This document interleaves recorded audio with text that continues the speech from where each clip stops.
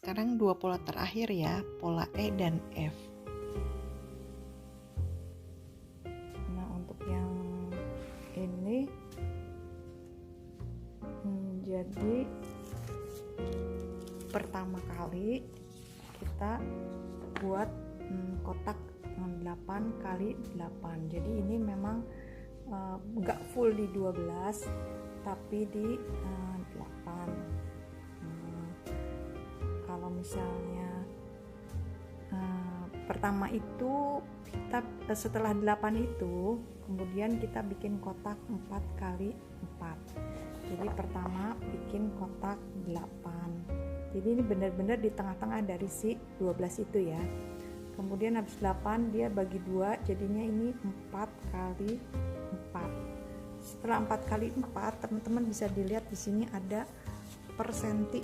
Nah, ini titik per senti. Jadi setelah tadi bagi 4 ada titik per senti.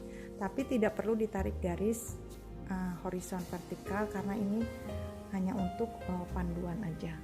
Setelah itu, nah teman-teman nanti bisa ngelihat bahwa dari sini ke dari 1 2 naik 2 dari tengah itu ke titik 2 cm. Nih garis. Lalu di bawahnya titik 0 cm garis. Jadi pertama garis miringnya dulu gitu. Jadi tinggal ngikut aja ya. Berarti kalau koordinat itu misalnya 2 kali 1 ini ya kan. Kalau ini di titik 0 kali -2 gitulah kira-kira gitu ya. Tapi tinggal dilihat saja, gampang diikutin. Nah, tetapi si garis yang tadi 4 kali 4 ini itu tidak ikut dijahit. Jadi nanti dia akan hilang seperti ini ya. Jadi dia hanya untuk garis bantunya saja. Hasil akhirnya adalah seperti ini.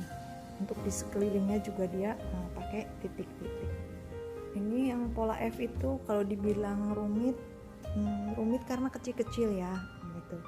Tapi kalau dibilang tidak rumit, simpel sebenarnya. Jadi jangan terkecoh oleh rumitnya gambar. Jadi pertama, jadi ini memang teman-teman kalau mau dipenuhin juga boleh ya. Tapi ini saya buat aksen saja, saya bikin seperti ini. Ini bahkan saya hasil akhirnya lebih kecil dari 12, panjangnya nggak nyampe 12. Itu bebas aja ya, mau ditaruh di pinggir, mau ditaruh di tengah, mau full, itu silakan aja. Pertama dibikin kalau saya ini yang ini itu kan 10 kali 6, jadi makanya saya masih di sini tulis 10 kali 6, tapi 10 kali 6,5, tapi kenyataannya ini adalah 12 kali 6,5 ya. Jadi yang ini bisa 10 kali 6 seperti ini atau 12 kali 6. Nah, kemudian bikin kotak per setengah senti seperti ini. Kotak-kotaknya pakai friction. Nah, triknya adalah jadi kalau pas bagian jahit itu nanti harus benar-benar di bagian titiknya ini. Jadi kalau bisa nggak perlu digambar seperti saya ini kalau bisa, sebab kalau digambar dan gambar saya ini kan nggak rapi ya, jadi saya malah kehilangan mana sebenarnya titiknya nih. Misalkan gini, ini saya gambarnya nggak rapi, nggak pakai penggaris.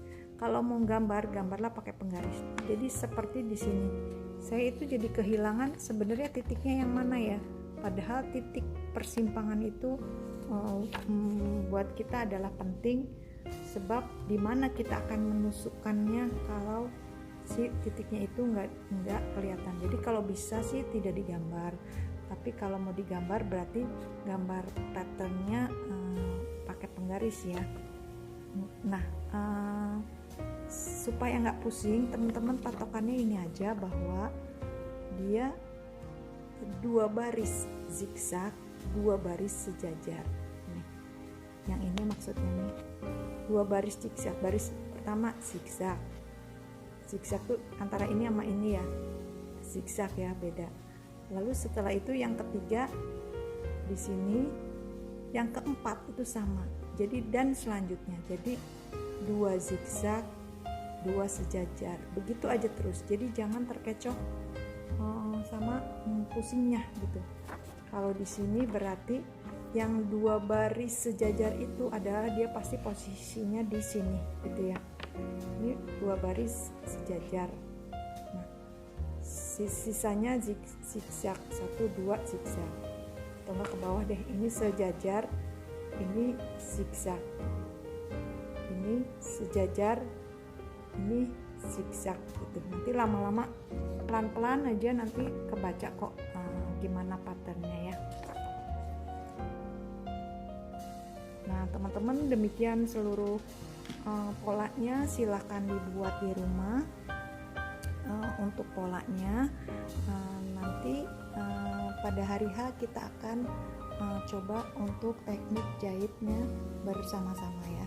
Jadi ini sudah digambar pada hari H, udah dikotak-kotakin, udah rapi, baru kemudian nanti kita akan jahit bareng. Selamat membuat pola.